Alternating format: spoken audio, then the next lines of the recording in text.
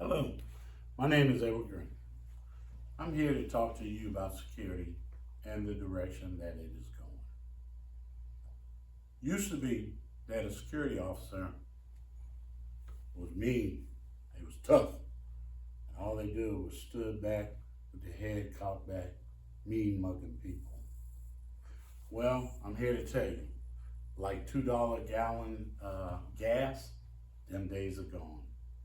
Probably won't see them no time soon.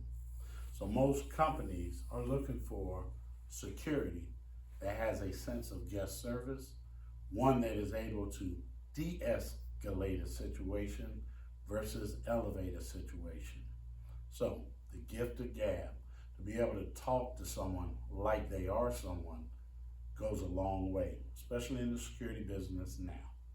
So if somebody by chance has a can or a bottle of beer and they're leaving the event, well, we all know can't leave the event with alcohol.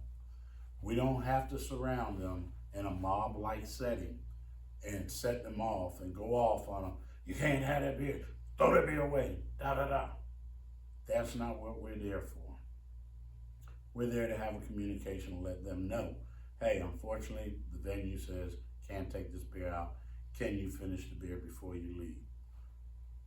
99% of the times, that person will be like, hey, cool, appreciate it. I'll drink it up, throw it away. There may come a time where one or two will buck the system and want to leave without it.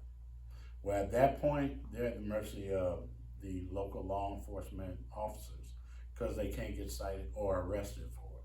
Our job is to do the best we can and to communicate the best we can. So try to eliminate the masses of going out, but you have to know from time to time, one or two may get out.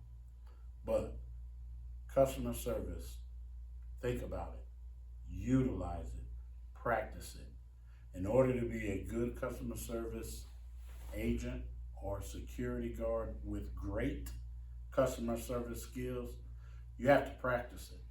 So you have to practice when you're at home. Sometimes you have to practice at work. Sometimes practice in the mirror. Say things to yourself like, if this happened, how would I handle it? And then talk through the various scenarios in your head. So when that time comes, you've already practiced it, you know what to say, you know how to handle it. Because the one thing you need to take in consideration, you are the professional. The guest are not. The guest doesn't have to listen, although most of them will. But if you give them attitude, they're probably going to give you attitude back.